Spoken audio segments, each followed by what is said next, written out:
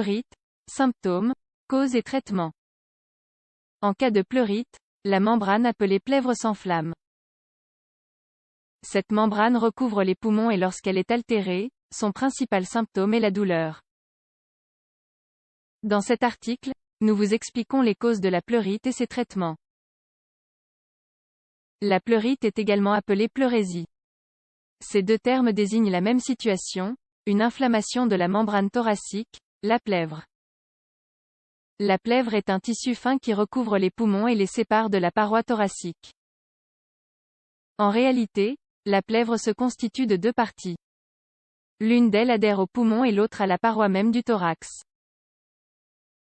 Entre les deux couches de la plèvre se trouve un espace minuscule. Cet espace est dit « virtuel », parce qu'il n'existe pas ni devient visible, à moins que quelque chose l'occupe. L'air peut occuper cet espace, ce qui constitue un pneumothorax. Tout comme une substance liquide, qui se transforme en épanchement pleural.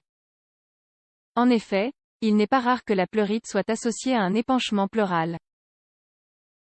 Lorsque la plèvre est enflammée, elle peut produire un liquide inflammatoire qui se dépose dans l'espace pleural. Cela indique que différents troubles de la plèvre peuvent répondre à une même cause. Cause de la pleurite.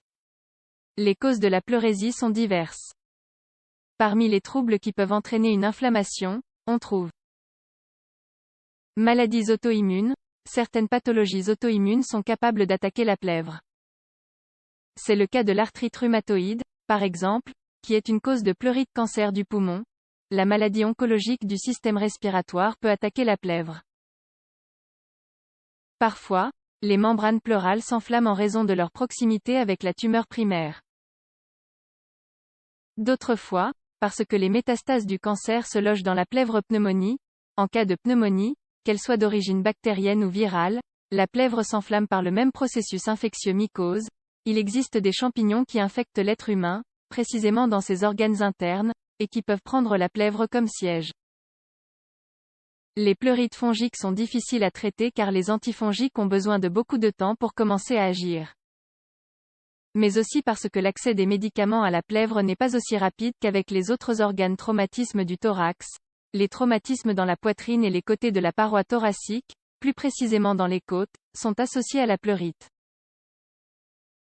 L'inflammation a lieu en raison de la solidarité et de la proximité des structures voisines. Symptômes de la pleurite. Le signe caractéristique de la pleurite est la douleur thoracique. En général, il s'agit d'une douleur intense mais intermittente, qui est exacerbée en toussant et en effectuant des inspirations profondes. La dyspnée disparaît avec la douleur. En effet, la dyspnée est ce que l'on appelle le manque d'air perçu par la personne, que ce soit à l'inspiration ou à l'expiration. Comme dans un cercle vicieux, un effort excessif pour respirer peut aggraver la douleur thoracique.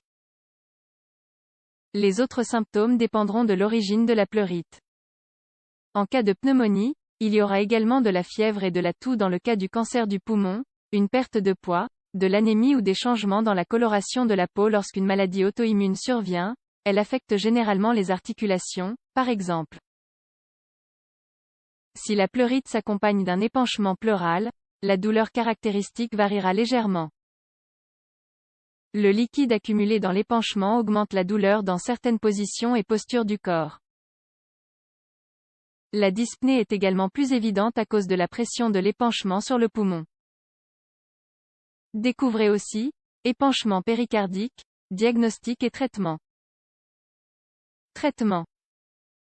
Le traitement de la pleurite dépendra en grande mesure de la cause à l'origine. Rappelez-vous qu'il ne s'agit pas d'une maladie avec une entité en soi-même, mais plutôt d'une situation dérivée d'une autre pathologie. La douleur de la pleurite se gère avec des anti-inflammatoires, indépendamment de la cause originale. Un médicament couramment utilisé dans la gestion de la douleur est l'ibuprofène. Dans les cas les plus graves, on peut recourir à la morphine et ses dérivés. D'autre part, lorsque la douleur est accrue par la toux, l'utilisation d'antitussifs est possible. Cependant, ils ne sont pas toujours recommandés car la toux est un mécanisme de défense qu'utilise l'organisme pour résoudre une situation atypique. Concernant les infections, le traitement sera à base d'antimicrobien qui agit contre l'agent envahissant. Il existe des protocoles pour la pneumonie, les infections fongiques et les cas de grippe qui déterminent les mesures à prendre à chaque étape. Par ailleurs, si l'épanchement pleural est associé à la pleurésie, le médecin évaluera la nécessité de pratiquer un drainage. En effet, le liquide contenu dans la plèvre peut être évacué vers l'extérieur avec certaines procédures. Tous les épanchements ne nécessitent pas un drainage. Enfin, l'existence d'une pleurite oblige toujours à en trouver la cause.